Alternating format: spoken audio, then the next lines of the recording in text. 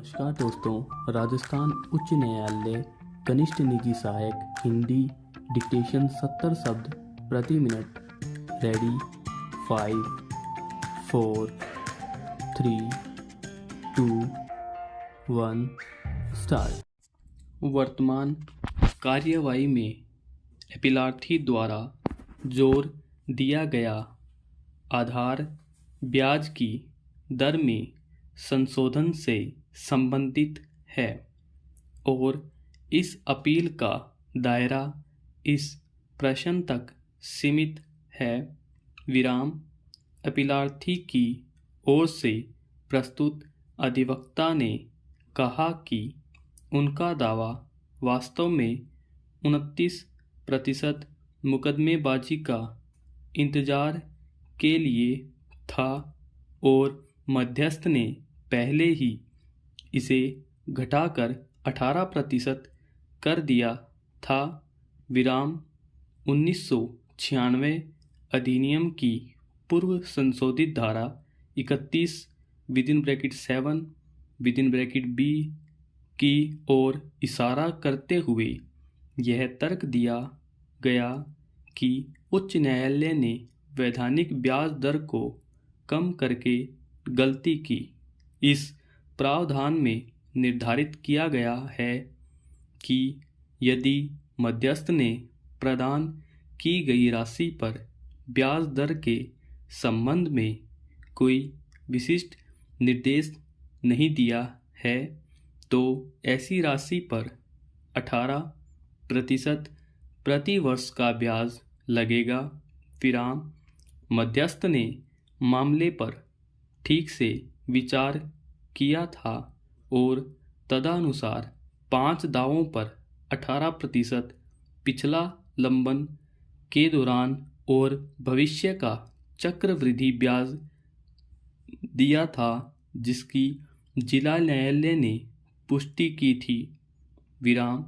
अधिवक्ता ने अनुबंध की सामान्य शर्तों के खंड 70 का भी उल्लेख किया, जिसमें कहा गया है कि मध्यस्थ का निर्णय अंतिम और दोनों पक्षों पर बाध्यकारी होगा। विराम। इसीलिए यह निवेदन किया गया कि न्यायिक हस्तक्षेप का कोई औचित्य नहीं है, ताकि वैधानिक ब्याज दर को 18% से घटाकर 9% प्रति वर्ष किया जा सके। विराम। अधिवक्ता ने शाही बनाम उत्तर प्रदेश राज्य और अन्य, जिसमें इस न्यायालय ने धारा 31 (7) के आलोक में 18% प्रति वर्ष की ब्याज दर को उचित ठहराया है की ओर ध्यान आकर्षित किया। विराम।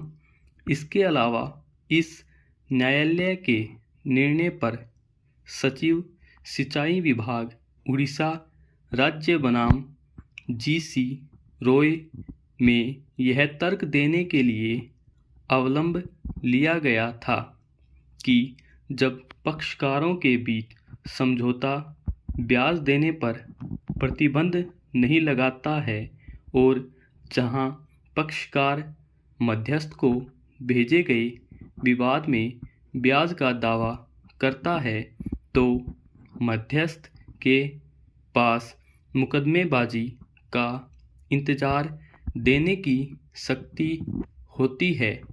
प्रत्यर्थी राज्य की ओर से उपस्थित अपर महान्यायवादी श्री विक्रमजीत बनर्जी ने तर्क दिया कि आक्षेपित निर्णय ने मामले पर समग्र दृष्टिकोण अपनाया था और यथोचित ब्याज को 18% चक्रवृद्धि ब्याज से घटाकर 5% साधारण ब्याज कर दिए जाने के अतिरिक्त निविदा जारी न करने के लिए मध्यस्थ को दावा संख्या 6 को अस्वीकार करने के लिए 3 लाख रुपए दिया गया। विराम। यह निवेदन किया गया था कि ब्याज को और अधिक उचित दर तक कम करने का निर्णय लेने से पहले उच्च न्यायालय ने भारतीय अनुबंध अधिनियम 1872 और मध्यस्थता और सुलह अधिनियम 1996 के सभी पहलुओं पर विचार किया था। विराम। यह दावा किया गया कि उस समय उच्च न्यायालय के समक्ष अपीलार्थियों के अधिवक्ता भी इस बात पर सहमत थे कि ब्याज की वैधानिक दर बैंक दर से 1 या 2% अधिक या कम होनी चाहिए, जो पिछले दशक में लगभग 7 से 8% रही है। विराम।